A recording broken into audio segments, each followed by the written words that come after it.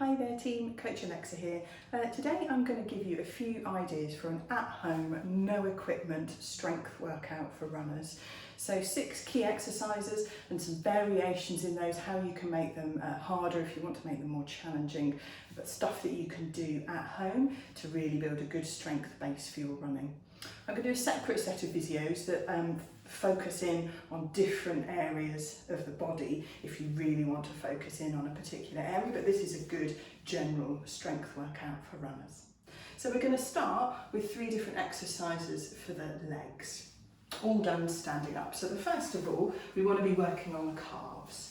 Our calves work really hard as we run. They balance, they control each step, they propel us forwards, and they act as shock absorbers. So having strong calves is really key for running. So what we want to do with a hand on a wall or a kitchen surface or table, something sturdy for balance, standing on one leg, and we want to lift up so we're balancing upon our toes and our ankle is completely stretched out. So we don't want there to be a bend in the ankle still, so we're only going up a few millimetres. We're going to go right until the point where that ankle is completely straight. Up and down. And it might feel like you want to kind of bounce through these exercises. Actually, they're more challenging and more valuable if you do them really nice and slowly. And remembering, of course, to do the other side as well.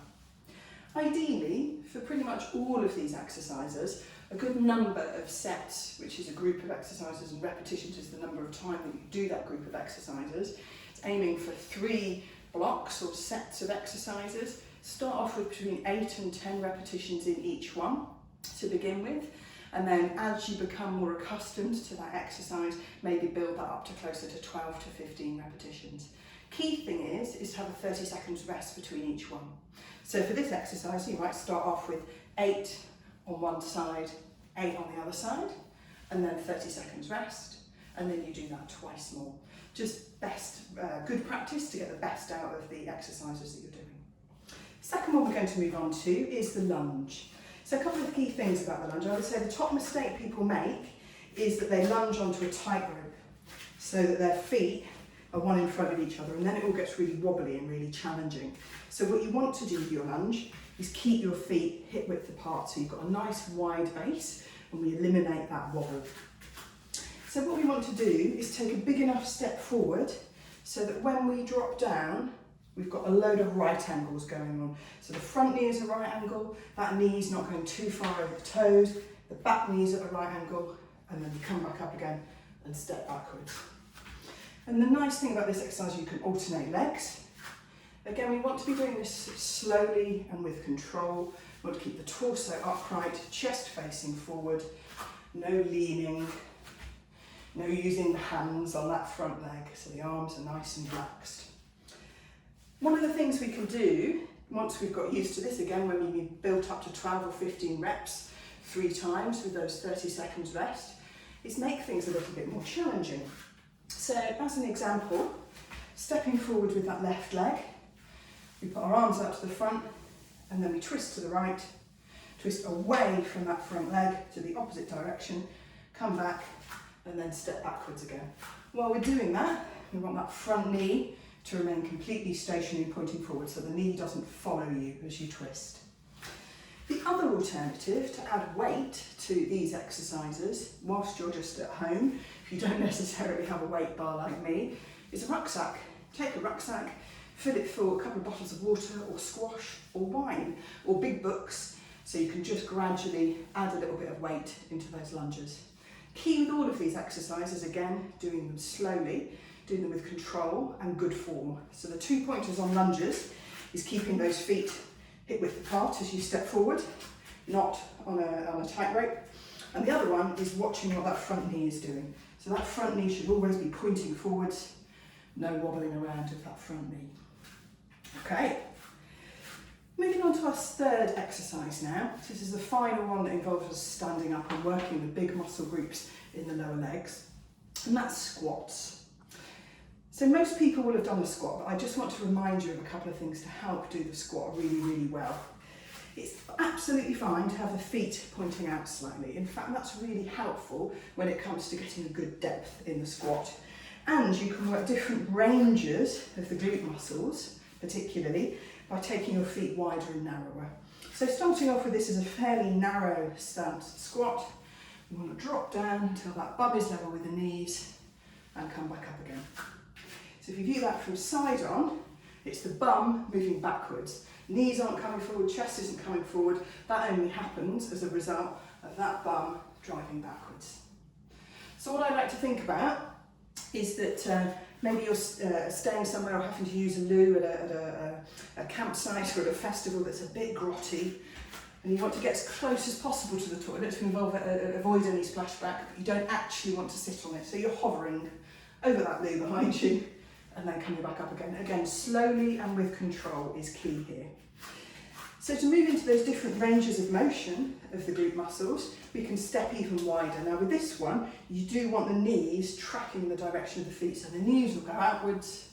You can get even more depth in your squat and then coming back up again. 2 tips here. When you're coming back up, really squeeze those glute muscles. So we've gone down to the bottom.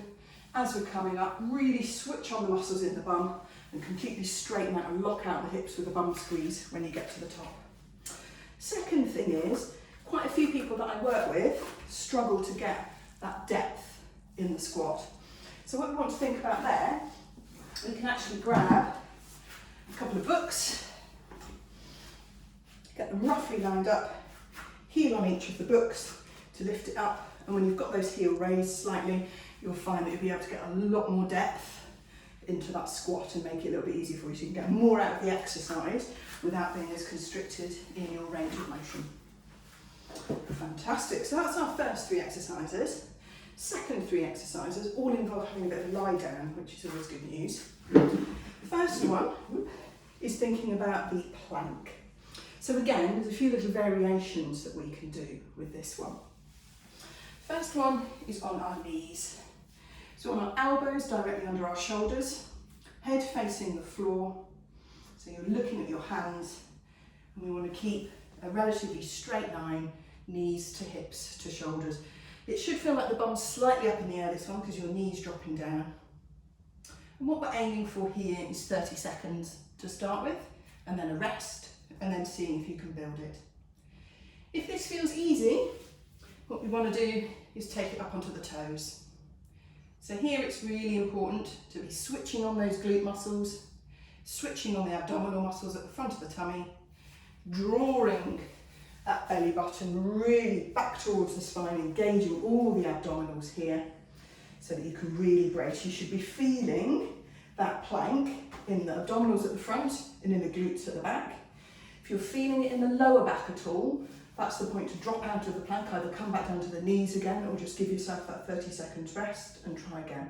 So it should be feeling abdominals and bum.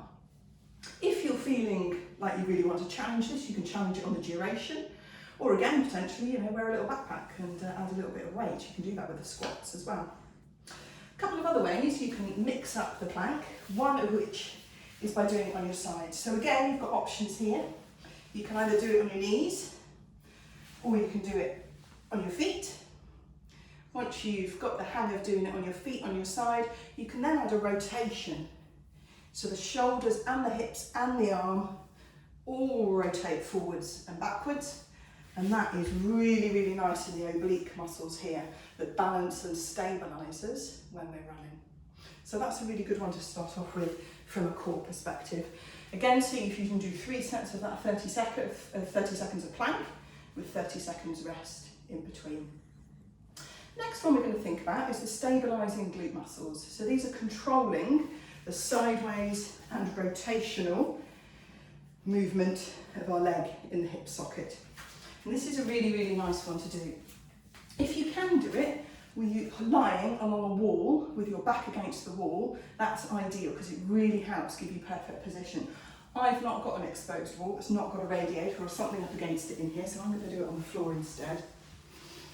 So, bottom leg bent for balance to help you control that movement and that rotation. Hand on the floor in front of you again for balance. And this top leg, we want to be lifting it up as far as it can go and down. Now the key with this exercise is that the only bit of you moving should be that top leg. It's going straight up and down. The pelvis is staying exactly perpendicular to the floor. That's not moving. You're not cheating by kind of hitching the hip up. The gap between your rib cage and your pelvis is staying exactly the same. The only thing that is moving is that leg. Again, if that feels easier, you can add an ankle weight or something if you've got one of those. But I mean, that would be challenging enough because our legs are pretty heavy. Again, start with 8 to 10 reps on each side, 30 seconds rest 3 times. See if you can build it up to 12 or 15. The final one we're going to look at is bridge. So here, we want to be lying on our back and we want to position it so that our abdominals have just got a light amount of bracing in them. So we're just again pulling that belly button back to the floor, engaging those abdominals. Feet are fairly tucked near our hips, hands and shoulders just nice and relaxed on the floor. And from here, we lift and we lower. We're using a real squeeze in the muscles in our bum to do this. It's an exercise that's really good for the glutes, but what you can get is the hamstrings starting to help out and cheating a little bit. So we're going to counter that by really squeezing the bum as you lift up and lower back down. And the other way you can help is just by lifting the toes off the floor slightly. So all that weight is coming down through your heels and you might feel that that activates the glute muscles a little bit more. If this feels too easy, a couple of ways you can make this more difficult. Book, bottle of water, bottle of squash or weight plate on your hips. Hold it, because when you lift up, it will slide down and hit you in the face otherwise.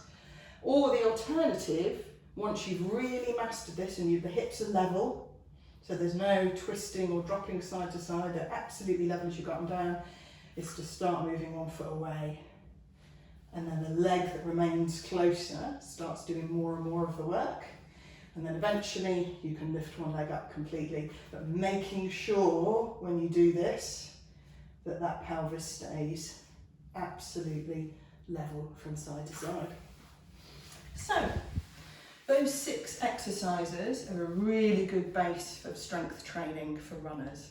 There'll be a few more videos coming up where we drill into some really key areas, glutes and core in particular, as well as some exercises that you can do with a resistance band at home. Hope that's helpful. Let me know any questions.